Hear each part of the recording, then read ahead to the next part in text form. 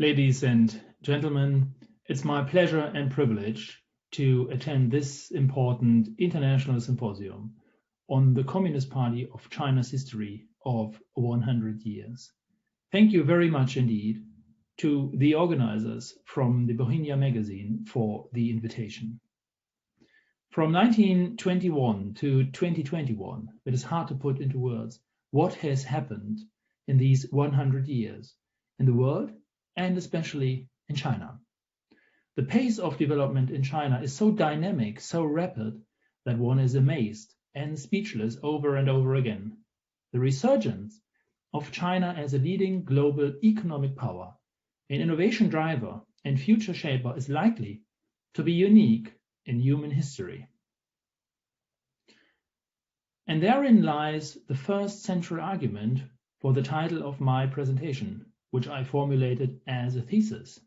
Why China is important, why we should know more about China, and what we can learn from China.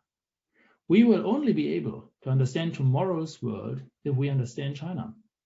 Anyone who wants to understand China has to deal openly and impartially with this large and proud country, its eventful history, its unique culture, and certainly also with the Chinese language.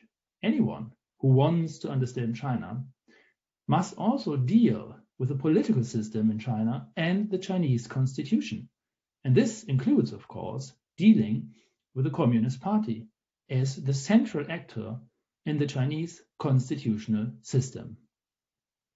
The Communist Party and its leading role in the Chinese constitutional system, that would certainly be a challenging question that could be dealt with in Germany from a comparative law perspective. Before I come to the question of what we can learn from China, I would like to outline three premises. First, an open and impartial engagement with China is not to be found that often actually. Many have already formed a judgment without having undertaken the burden of intensive analysis beforehand. It is hardly surprising that such an unscientific approach leads to superficial and incomplete assessments that one quickly embraces prejudices or cliché-ridden images. Second, and this is aimed at the China discourse in Germany, we Germans in particular shouldn't walk around the world with our pointing finger raised, wanting to teach others what they have done right or wrong. Nobody likes to be reprimanded.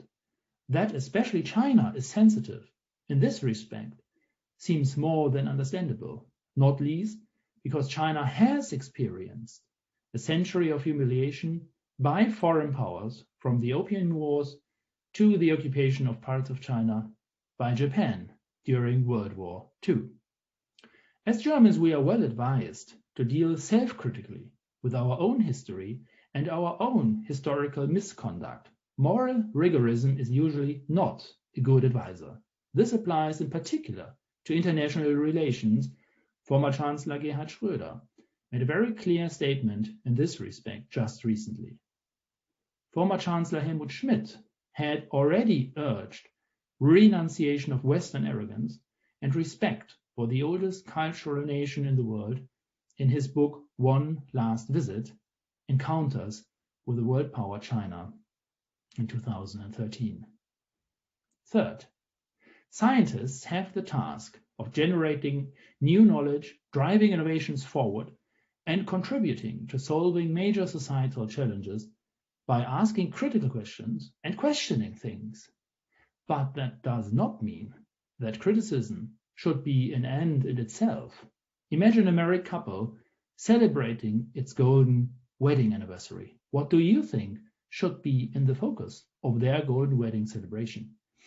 Certainly, the positive moments and events, shared memories, and common achievements.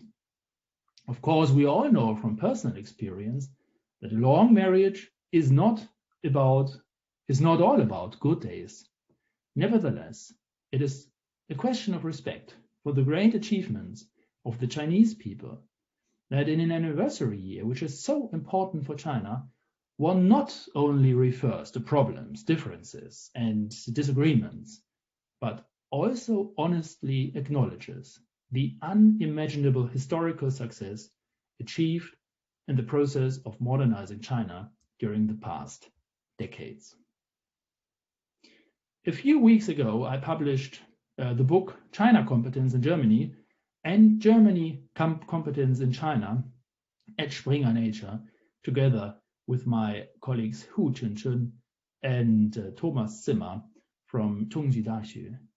In her foreword, the former Minister of Education, Annette Schavan, emphasizes the importance of a trust-based diplomacy.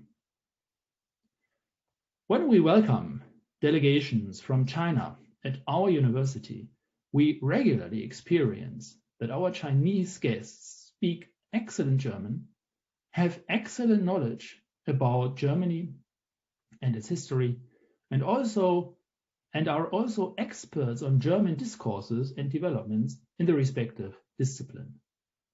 In Germany, on the other hand, we know far too little about China, its history, its modernization, and current developments. The development of China competence at German schools and universities is therefore an extremely important topic. China has been Germany's most important trading partner for a couple of years now. Many German companies have had close economic relationships with China for decades. Conversely, Chinese-run companies in Germany employ a large number of German employees. Against this background, it is long overdue that we in Germany deal more intensively with China, just as we dealt with America after World War II. In his congratulatory letter of October 1st, 2019, on the occasion of the 70th anniversary of the founding of the People's Republic of China, the German President Frank-Walter Steinmeier emphasized the intensive partnership and interdependence between Germany and China. A year earlier, in a speech to students in Sichuan, President Steinmeier expressed the wish that many more people in Germany deal more intensively with China, with its history, culture, and language. By doing so, we could learn a lot, actually. Let me just mention 4 examples.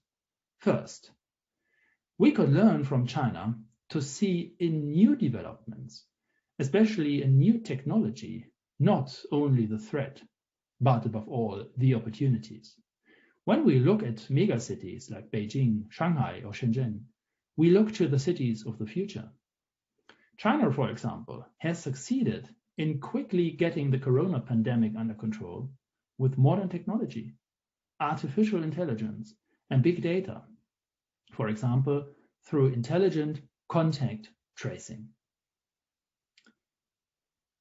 Second, former President Christian Wulff praised the Chinese enthusiasm for education in his inaugural speech in 2010. I personally experienced the hard work, the enormous discipline, and the real joy of learning in exchange with the students from Hefei Xuyan and from Zhonghua Zhongfa Daxue, where I have the pleasure to teach as a visiting professor. Third, the Swiss sinologist Harro von Senger dealt with the Chinese art of long-term strategic planning in his book Supraplanung, Unrecognized Horizons of Thought from the Middle Kingdom. This would certainly be a beneficial broadening of perspectives for us in Germany too, especially when dealing with contradictions. And last but not least, the Chinese way of life, which is simply amazing and inspiring. In terms of international understanding, more direct contacts between Germans and Chinese would therefore be absolutely desirable.